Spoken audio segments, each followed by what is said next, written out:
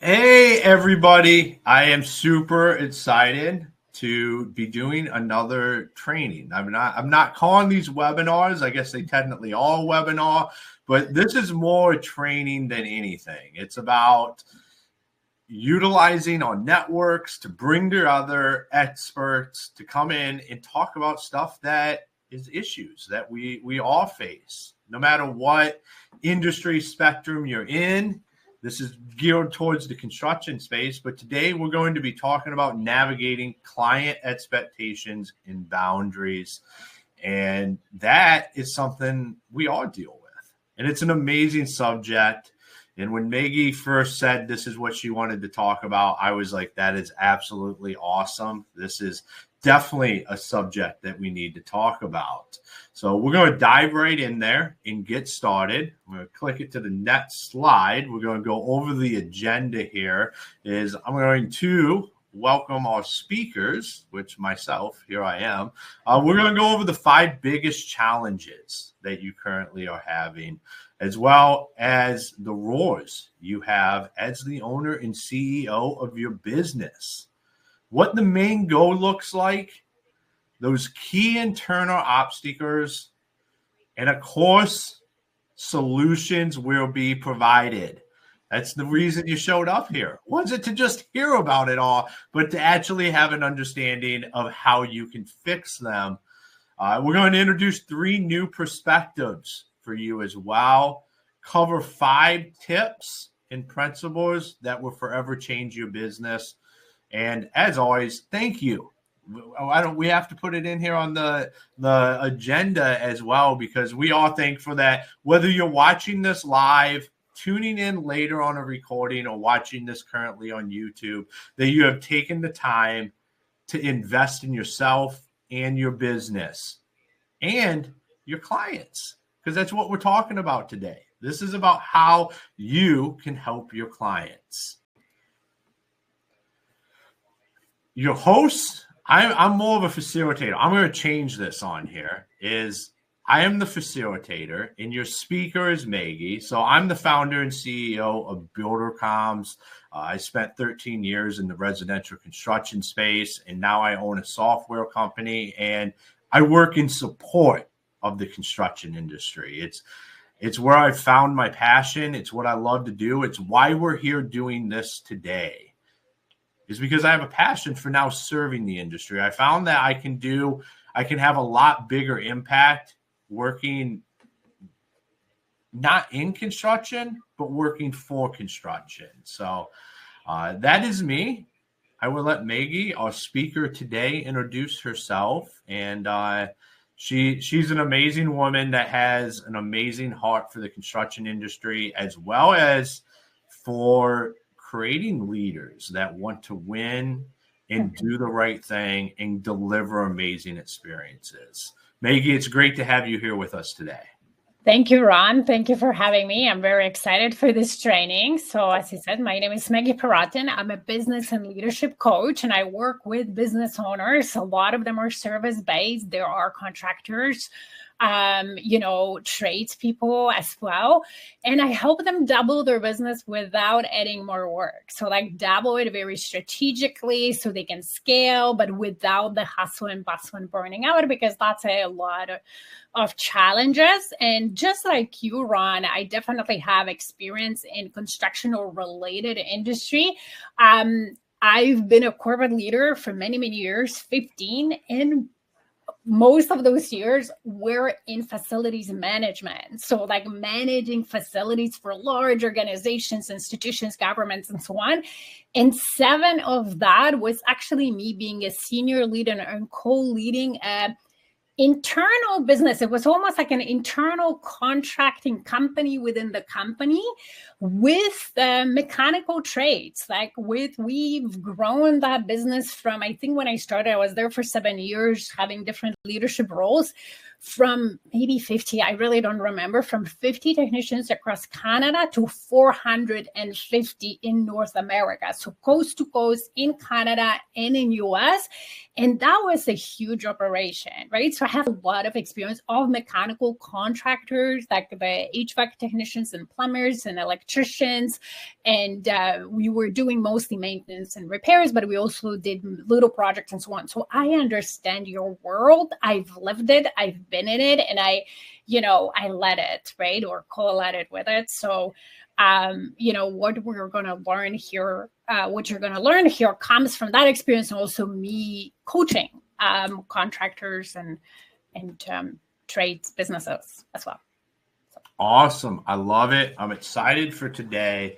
I'm excited for the impact this is going to have in the ability to just create a living asset that's out there that people can continue to come back to, continue to learn, and just become better. So, like I said, I'm super excited about it. And with that being said, I'm going to turn it over to you, and I'm going to let you do what you're a master at and help us all learn to set boundaries and client expectations. Okay, thank you. And as you said, this is definitely training that can help any business. Yes, we're focusing here on contracting business, and that's the examples will come from. But navigating the client expectations, managing the clients, and setting boundaries was really like with every business owners.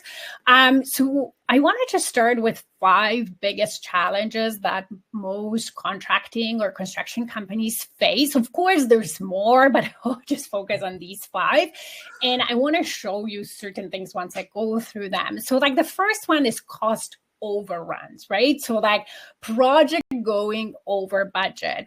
A lot of it is caused by poor budgeting and forecasting, or not really budgeting and forecasting, depending on where you are, or scope and design changes. So changes into the project, right? Then another one is project delays. So going over the estimated time of project completion. Some of it is uncontrollable factors, right? You go into somebody's home and you think the wall is great. You open the wall and there are surprises, right? Old pipes, old this. Now you have to bring it to code.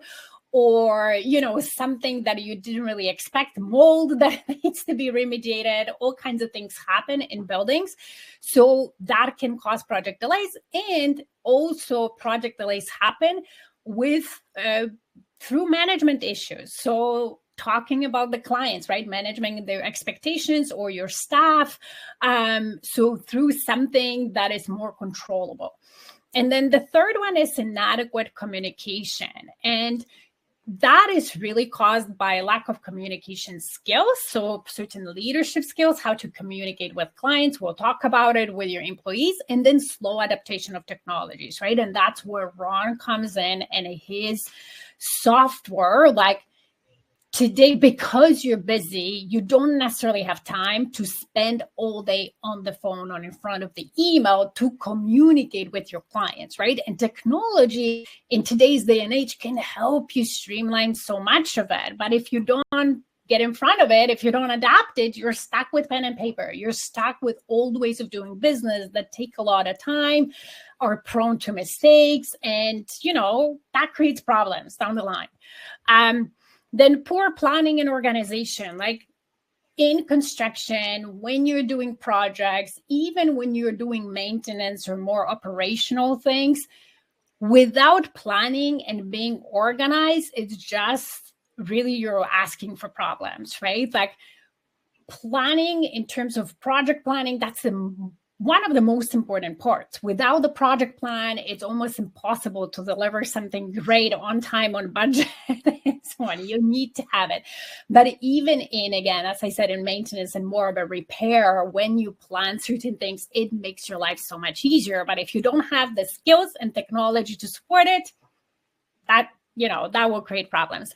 And then the fifth one is lacking of organization and haphazard document management. So again, not having technology that maybe stores certain documents, and not in one big place where you can find them, but at the project level, at the client level, and whatever level you need to be to those documents to be easily found. And especially in construction, you're dealing with permits, you're dealing with local or even maybe federal government bodies, you're dealing with clients. Like there is a lot of complexity in what you do. So having organizational skills and technology that helps you manage all that in a way that is effective and efficient is critical. If you don't have it, there's challenges. Now, the one thing that I want to point here is truly in those 5 big challenges, only one thing you cannot control. And that's like project delays caused by those uncontrollable factors of things you cannot see until you start the project. Everything else is within your control because it's either your skills as a leader of your business or technology, which you can implement, right? So like, I just want to point that because sometimes we like to say, well, it was the client, it was this, I didn't have anything to do with it and so on. But really, let's just say 80% of those problems that come up, you have control over them. And yes, it requires work, development of some skills, maybe investment in technology and so on, and investment in you. But the better you get at it, the less of those challenges, like they're not as big and you just deal with some that you just cannot avoid.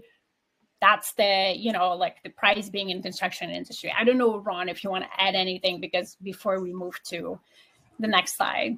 Yeah, no, absolutely. I mean, this stuff is all controllables. It's all stuff that we can control.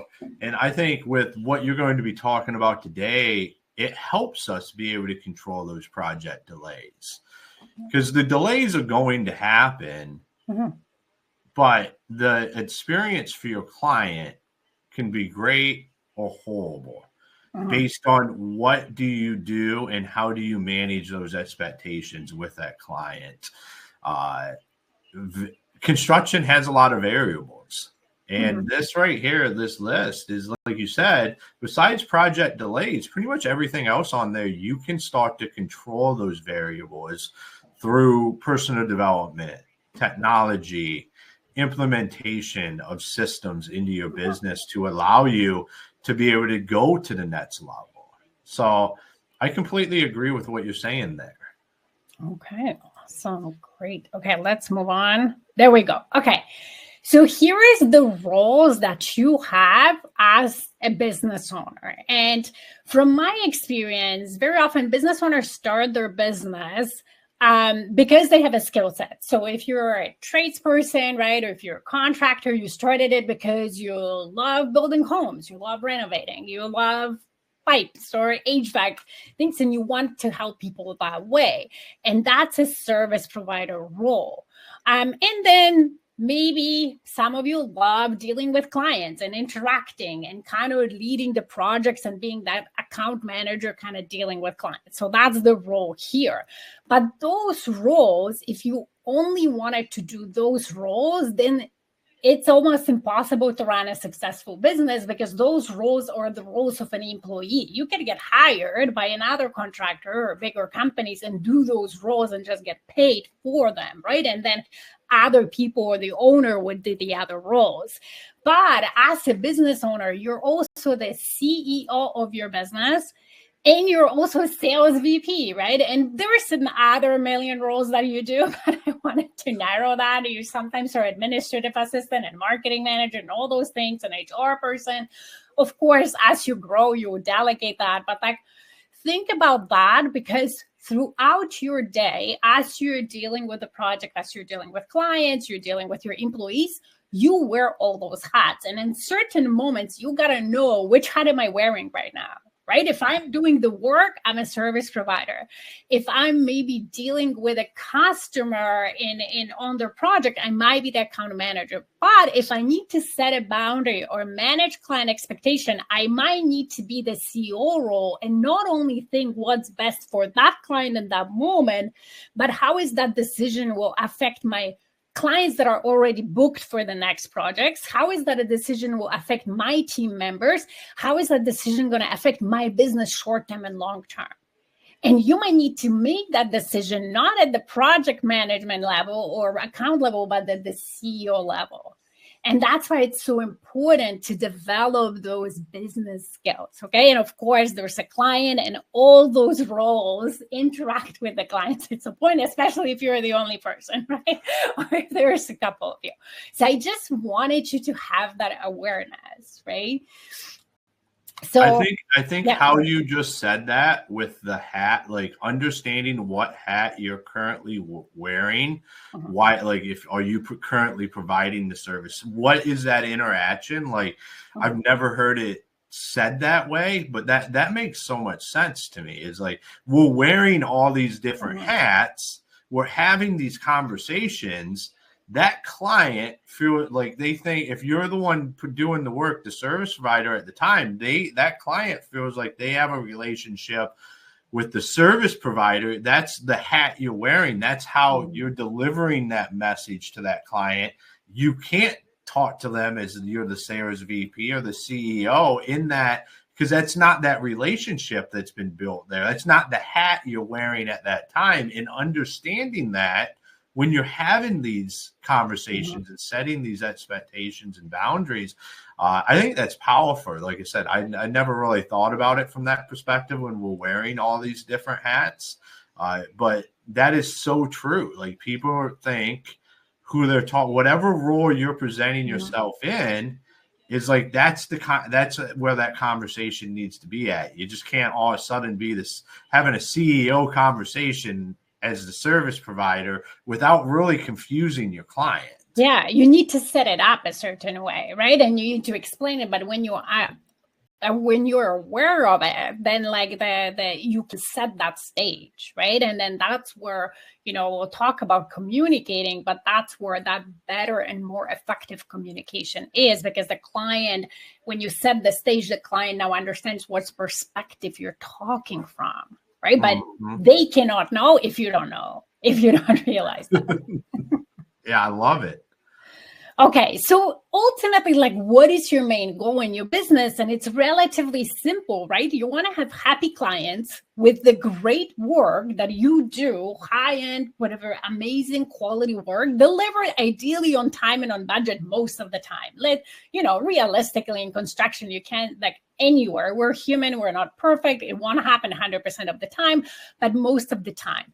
And also at the same time, like, of course, that work leads, or you want it to lead to having a successful business that can serve more clients down the line, right? And keep that in mind. We will talk about perspectives, but as the CEO, your role is to ensure the health of your business, not only now, but in 2 years and 5 years, 3 months from now, and so on. And you need to keep that in mind when you're making decisions, because ultimately you won't be able to serve more clients if your business fails, right? Tomorrow or in a month and so on, because of the decisions you made today. So keep that in mind as we go forward. Okay. What I want to talk about, and maybe that's unexpected, is like the key internal obstacles most people face when they try to navigate client expectations when they're creating boundaries. And it's really an internal thing. There's nothing to do with, I don't have technology. The first obstacle you'll always face is fear of rejection. Okay. And let me give you an example. So let's say you're in front of the client, you're in the middle of the project, right? And the client wants you to add something. By the way, while you're doing this, can you do this for me? Like another room or another this and another that. I've seen this happen over and over with my work. And sometimes with the client I coach and I need to coach them, is that they say yes in the moment. So because they're fearing the reaction the client would have if they said no. And I'm not saying you have to say no. We'll talk about techniques, but that discomfort in the moment makes them, or wanting to avoid that discomfort in the moment and face the client's reaction if they said not a straight yes, but some sort of, I need to look into it. We need to look at the schedule. It might not be possible right now, but we can find a solution, right? Other versions of yes, but not now, because they're realizing that request will not only add to the budget, because that you can negotiate, right? You can get client to pay for additional things, but it will throw off the schedule to the point where it will affect other clients. And it might throw out your schedule for the entire year if you're already busy booked with projects. But that fear of facing that client in that moment makes them say yes, because they think, oh, I'll figure it out later. But what happens later is it puts other clients at a disadvantage. That's not fair to them, right? For your future commitments. It might put your team members at a situation when they need to work overtime or they're already tired and so on, and they quit on you, right? It puts you in a situation when you might need to deal with way more escalations and challenges down the line, as opposed to if you were able to manage that fear and lean into it, and in the moment put the CEO hat on and think about, okay, if I say yes to that, what is that going to create for my business down the line or for that client? Because sometimes it's not even in the best interest of that client, depending on the situation and other clients. And then instead of just saying yes, saying, at least giving yourself a chance to think that through, not with the client in your face, because that's sometimes hard, and say, you know what, I'm not sure. Give me a day. Let me think about it. I'll get back to you, for example, right? So that fear of like facing being rejected by facing clients like disapproval or disappointment and so on, very often is the cause of many challenges and lack of boundaries, or, you know, creating challenges ahead of time while navigating those expectations. So I just want you to recognize that when that happens and maybe pause, because awareness is always like the first step to changing something, and more not reacting, but being proactive and being more strategic about the decisions you make in the moment. I don't know, Ron, if you want to add anything. Well, I can completely relate with that when you're talking about being on the project and something else comes up, or, hey, while you guys are here, can you just handle that? And our natural instinct is to just say yes and not really think about all the implementation or what happens when we say yes. Like you said, guys have to work overtime, or does it push the project longer, which then pushes another customer? I mean, just because we're there doesn't mean we have to do it right now. It might be something we have to come back and to do. Right. And getting our guys to be really good at that conversation was something we worked on, because like we couldn't always be moving the calendar. Like you said, it hurts your employees, it hurts your customers, it hurts your company to be doing that kind of stuff constantly. Yeah. And it's not about saying no. It might be just about saying no right now, but we can get you back on the schedule and come back out, because we have other great customers we want to serve. Yeah, exactly. Right. And then just before we move, that's the thing, right? When you have that CEO hat on, you can have a conversation with a client. Like, let's say if you knew right away that you can't do it in that moment, right? You might need to take it away and think about a creative solution. And in a situation, sometimes it works. But let's say if it was such a big deal that you couldn't, when you have the CEO hat on, you're thinking, okay, no, like I can because I have other clients, or it requires planning and I can't even quote. Like if I make that decision right now, I will put myself in all sorts of trouble.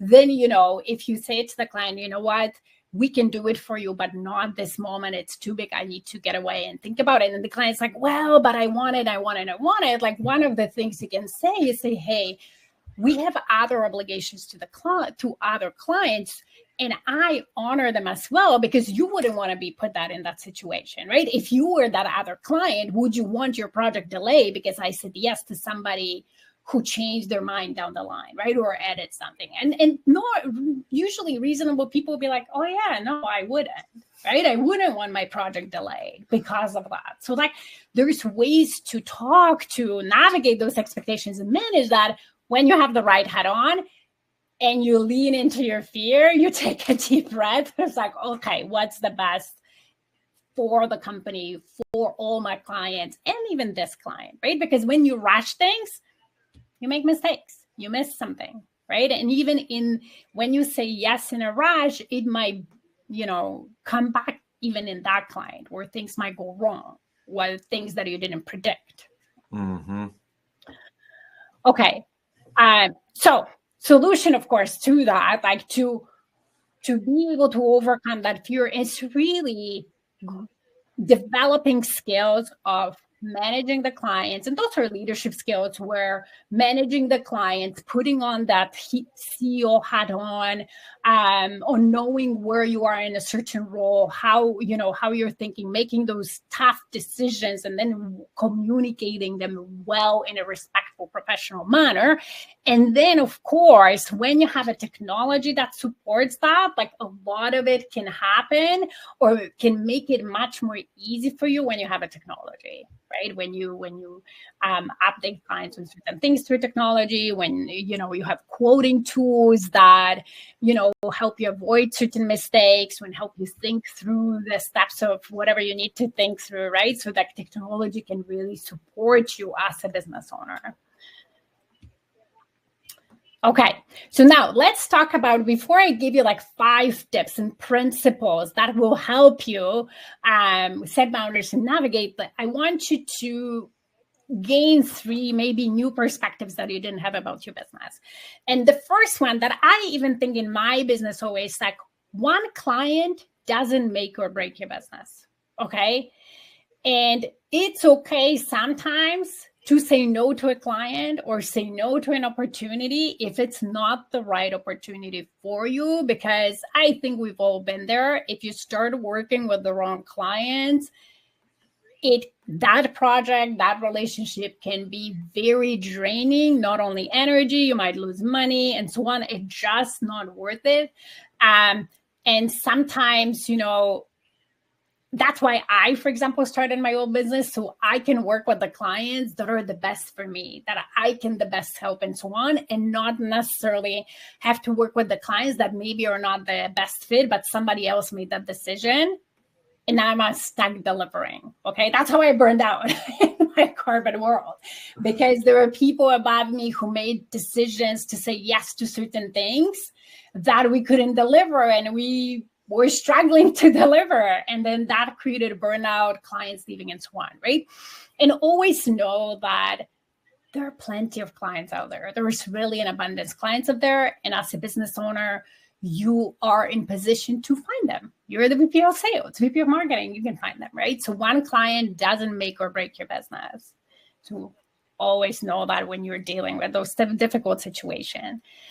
Another perspective is really, without boundaries and also best practices of how you handle every project or every service call or whatever, standardizing certain things, you will not be able to serve your clients equally at the highest level. The quality of your work will fluctuate if you don't have standardized process. And I actually had a question from this summer. I'm mentoring 4 students who have a business, okay? And one of them is landscaper. So he has a contracting business, landscaping. And he asked me a question yesterday saying, hey, how do I ensure that the client is happy with my work without asking them every day, all the time? They're happy, but how do I make sure? Because, that they might think that I'm not confident in what I do and so on. And I said, by standardizing your delivery, right? If you know that this type of landscaping cut, the client is happy, I don't know, with this type of grass height, this client needs this done and so on. And the best way to accomplish it by following, I don't know, this process, north, south, southwest, I'm not sure. I don't know how to do that, right? When you know that this is the thing, think about how can you standardize so you deliver that every single time. And then you will know client is happy. Of course, it doesn't mean you can't check on them occasionally and do a survey or whatever, but if you deliver that standard, not only you know the client is happy, you'll be able to train somebody else to do it once you scale and get busy and you want to be able to serve everybody, right? And yeah, so you need those best practices. And then it's same with the boundaries. Trying to be everything for everybody usually hurts us, right? So there might be things in your business that you don't do, And it's okay to say to the client, you know what, I don't do, but I have this great partner that I can refer you to, whatever that is, right? I don't know, you're a renovation contractor and somebody asks you to fix the roof. Don't take it on if you're not good, right? I don't take, like, if my clients wanted me to manage their finances, I don't do that. You need a bookkeeper, you need a CPA. I understand finances. I can teach you how to understand it as a CEO, but I'm not the best person to manage them for you or to do your bookkeeping, right? So you need to know that as well. And then the third is, think about this. Your clients are experts in terms of what they want. What is a no-go for them? What do they like? What are their fears, right? So understanding your clients is very important. So you need to listen to their expertise. And you're an expert in how you deliver their goal, the result that they want. They want a beautiful kitchen. Ultimately, you know how to do it. They just want a beautiful kitchen, right? So if they're asking you to do something that just doesn't make sense and it will create issues, you got to tell them that. That's why they hired you, right? Like I always say, if our clients didn't need experts, then they would do it on their own. Like if they were experts, they would do it on their own, but they were not. So you need to use your expertise to then manage those clients' expectations, saying, hey, like, you have this budget, I can't give you that, but I have this. Or you want it that way, but it's not structurally sound for the house. Here is another solution, right? I was doing like a kitchen rental many years ago and I had a budget and, like the contractor came and say, hey, like I can't do this for your budget. So either you need more money, right? Or we can give you that. And I was like, okay, well, budget is important for me in that moment. I'll go with that, right? Because they came as experts and saying, hey, like, yeah, I can't just say yes, client, it's right when I can deliver it. Okay. So now let's move on to those 5 tips and principles that will help you manage clients' expectations to create certain boundaries. So the first one is sell what you can deliver. Do not sell things that you have no idea how to do, right? Don't let your clients to be guinea pigs of something you've never done before unless you can bring an expert, right? Unless you can hire out a subcontractor that can do it for you and you trust them, that's fine, right? But if you really cannot deliver, it's better to, how do they say, under promise, over deliver than the other way around. And as I said, like in a situation, the company I worked for, there was this huge problem where the company did oversell and we couldn't deliver. And it was a large contract and the road to even trying to deliver it was painful for everybody, for the clients, for the employees. A lot of us burnt out. Some great employees left because of it. And then the client didn't renew the contract anyways. And then there was the brand reputation problems and all those things, right? So like be very, know what you can do, know what's your excellence, center of excellence, what you can do, and stick with that. And I would add to that is even when you have a guy, be like, I love the line, don't let your customer be the guinea pig for that. Like, even if you have a guy, but it's a new service, a new thing that you're going to do, like, have some understanding around have some expectations that you're setting with yourself as well as your customer to get through that, because we all know it when it's your first time working with somebody or what that looks like, or a new service, even if you're not the one doing it and you're subbing it out, it comes with different things that we're not typically familiar about. And anytime you disrupt your flow or disrupt your system and add something in, the first few times are going to be learning curves there. Stuff isn't going to go exactly how you had it in your head. So even when you're doing that, make sure that you're setting the appropriate expectations so that customer doesn't feel like a guinea pig. Even if you're bringing in another expert, you got to make sure that you're setting the appropriate expectations there. Yeah, and that you're prepared to do that, right? Like this is, as you say, Ron, it's definitely not to tell you, oh, never add new services and so on. Of course, do that, but be prepared almost like ahead of time. Like, okay, we've never done that, but like we want to start selling that. So let me think through the process, how we would do it and so on, and then start selling it. And then, at least have a plan to deliver. 100% like that, because that's where we get in trouble. Yeah. It's just like what we talked about earlier, where it's like, hey, can you do this, this, and that? When we're in the bidding process, that same stuff comes up.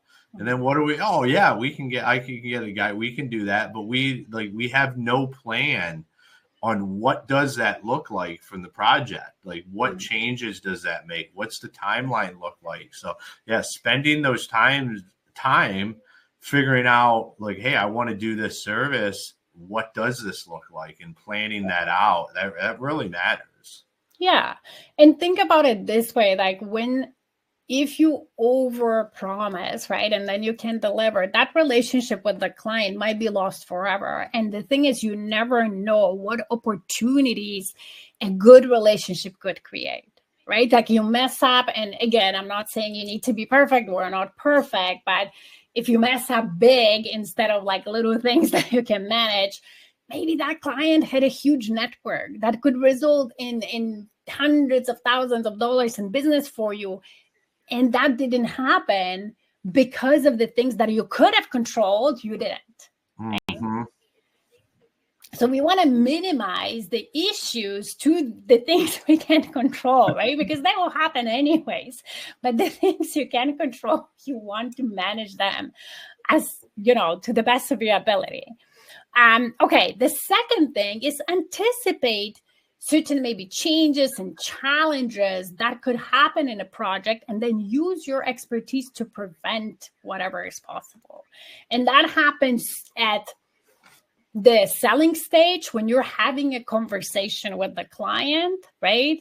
That happens at the planning stage when you're planning the project, when you're thinking ahead, all those places. And even when you're delivering the service, that can happen, right? But always have that had in mind, like, oh, if I do this, this could happen, or client asks for this, this could happen, right? How can I prevent some of it? And an example I'm gonna tell you is, again, at the sales stage. So for example, I'm sure that happens all the time. Like the clients come with this laundry list of they would like, and then this tiny little budget, right? In the beginning. And they're like, we have to scale something or enlarge something in order to deliver. And you're having that conversation, and let's say the client reluctantly removes one thing from the planning because they're like, no, I want to stick to the budget. But if you see, you need to listen and observe, because maybe that reluctance because they're not sure and so on. But then to avoid then in the middle of the project, the client saying, oh, I found the money. Now can you do this? But that throws you off completely. During the sales process, you can address that. You can say, hey, like I've noticed that, you're very reluctant of removing that from the scope of the project. Well, if you wanted to keep it, it's just extra X amount of dollars.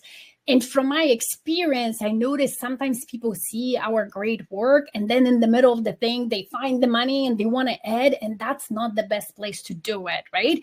So because of that, like if you really want it, here's the price. Can you figure it out? Because later on, it's going to be impossible, or we'll have to like book another project, right? So you have an options, like either if you figure out the money now, or if you change your mind down the line, you might need to go in line for the next project, which might be 6 months out or a year out, however busy you are, right? So you are an expert. You can prevent a lot of things. If you only listen and think and put that hat on, you will be able to see ahead and solution for it.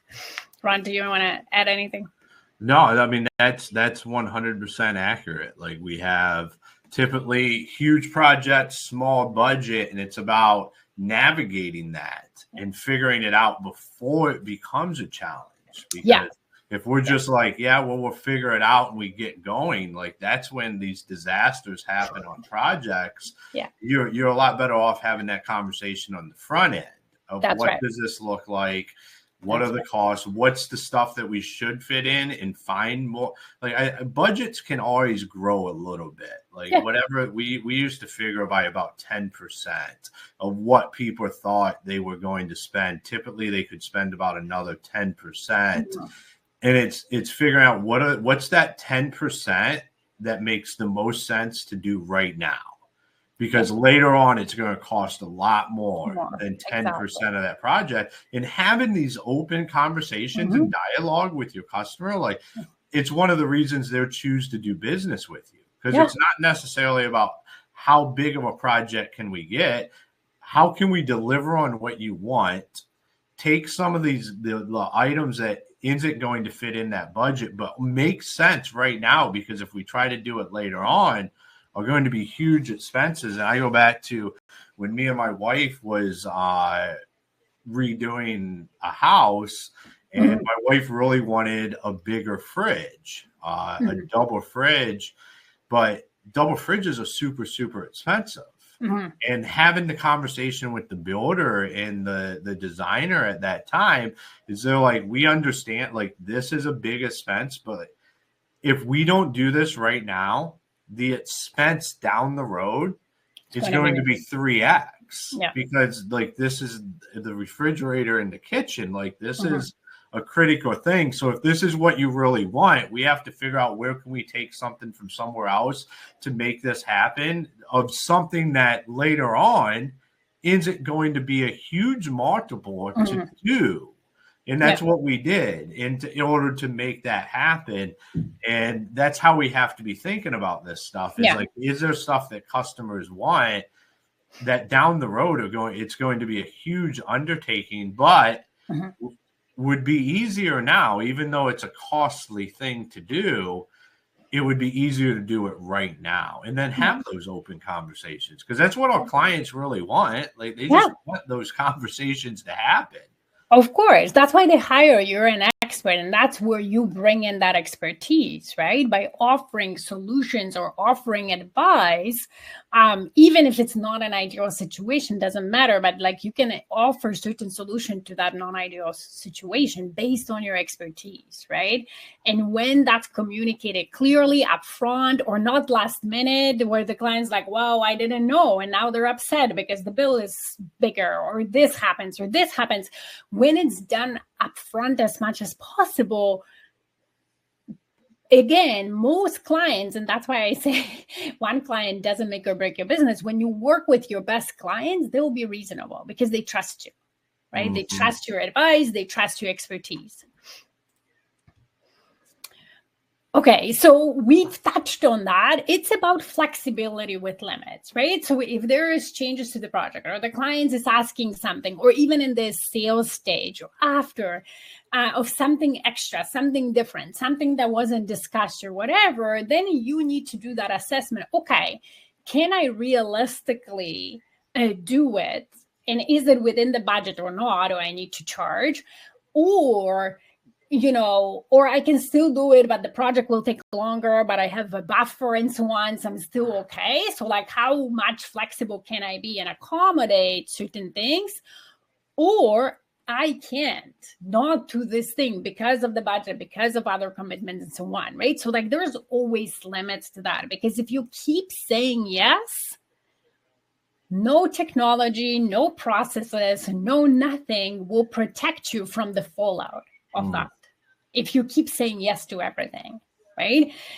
So all that, like I always say, a well-run business, there's three things that need to work in tandem and well together. And that's people, processes, and systems and tools, right? Not one thing can compensate fully for the other. So you can have the best processes and the best systems, but if you as a person stretch them to the limit or do things or commit to things that they cannot handle, they won't help, right? Or if you don't have technology, then it will affect you as a person and even the process that you have, right? It will stretch your thing. Okay. So then fourth is listen and over communicate.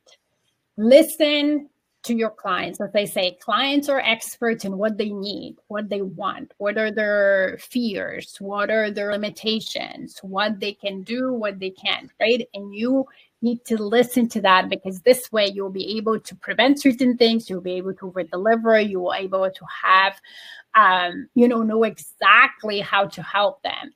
And then over communicate. And that's where technology goes in, because sometimes you think like, oh, and I have that with my clients, say, well, the client should have known. I told them that, or that was in the contract. But I'm like, okay, do you think client read the whole contract? Did you point that out? That was an important thing of the project. No, I didn't, right? Don't expect clients to just know something or that they should have done. Just over communicate, especially the most important things, right? And that is over communicating, meaning delivering the message in different ways, having a conversation. Yes, there's a contract, but now you have an app, that brown belt, that can help you do certain things in real time, and it stays there and the clients can see it.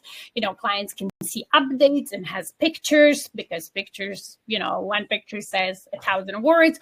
All those things. As a leader of your business, you always need to over communicate, whether it's to your clients or to your team members. Sometimes we feel like we say the same things over and over, but I think the studies show we need to hear the same message 16 times in order for us to really sink it in. So just don't be scared of over communicating. Don't assume or don't expect your clients to know certain things. Just tell them. Yeah, I mean, in this industry, when was the last time you got your butt chewed because you over communicated? Like, that just doesn't happen. But how many times do you get your butt chewed because the lack of communication? Yeah. I mean, it's really, really high. It's one of the reasons that 30% of projects end in a dispute is because we didn't have that clear communication there. Nobody was listening. I love when you talk about the homeowner being an expert. I just love that, because they're an expert on what they want, and we're the expert on getting them what they want. And we really have to come together on that. And that is going to take a lot of communication back and forth, and understanding and listening and processing what they want. I love it. Yeah. And I'm just going to stress, like, that's one of the wise, advice I was always given: never assume, because assumptions lead to under communication, and then, misinformation or just misled decisions, because you assumed something that the client knew or that they wanted, they understood. You didn't clarify that. You deliver it, and the client's like, that's not what I wanted. Why is that here? They're surprised. And then you're surprised that they're surprised because there were assumptions made instead of clarification and listening and communication. Okay. And our last tip is standardize at minimum like 80% of how you deliver things through best practices with your expertise and technology, right? So like as you grow and as you deliver similar projects, and of course, yes, every project is different. And at the same time, there's projects that fall in the bucket. A kitchen reno will have, whether it's a smaller kitchen or an L-shaped kitchen or a thing, there will be certain things that will repeat themselves over and over and over. And then 20% will be different, right? Like a new build of a house, or let's say, change of a boiler or whatever you're doing, right? Or an HVAC unit, there will be certain things that you do over and over and over. So those things need to be put in the process, needs to be systemized. You can use technology. So then, again, that helps you scale. That helps you hire people, train them properly on your process or how you do things. They might have a skill set. Think about it this way. They might have a license, like, let's say, another electrician, but there's always like room for interpretation and room for like creativity, right? But if you've developed a best practice in delivering something and you want people to repeat that and not be maybe creative with that, right? Or your way, then you need to standardize it. You need to teach them how to do it. And that's the only way to scale. You cannot scale if everything is in your mind, or if you do every project like ad hoc and you're making up as you go. That's impossible to scale business like that. So Ron, do you want to add anything like in terms of technology? And yeah, so everything we do should be systematized. There should be technologies being implemented. This is 2024. Now's the time to start to be able to streamline this stuff. And those systems, the best practices that you have can overlap in with technology. I think a lot of times we think it's like one or the other or this or that, but it's really not. It's about finding the technologies that work for your business and then systematizing them in your business. Because when it comes to technology, especially like builder comms, is data, good data in is good data out. Bad data in is bad data out. Yes. And if you don't build systems around the technology, I think that's where there's a misconception with technology in construction and just in general is like it's its own system. It just does what it does is it makes you more efficient. It makes you more effective. It creates these records, the data of these projects, but you still have to have a system around it of like, what does this look like? Well, these guys here dug this hole. Get out. You take those pictures, you upload them in there. So like for like builder comms, you upload them into builder comms. The company has it. The customer has it. Everybody knows what exactly is going on. Yeah. But that didn't just happen because it happened. You made the investment into utilizing software, and then you back that up by putting a system in place is where now the guys are sharing the documents and sharing the pictures between that software. So it all works together.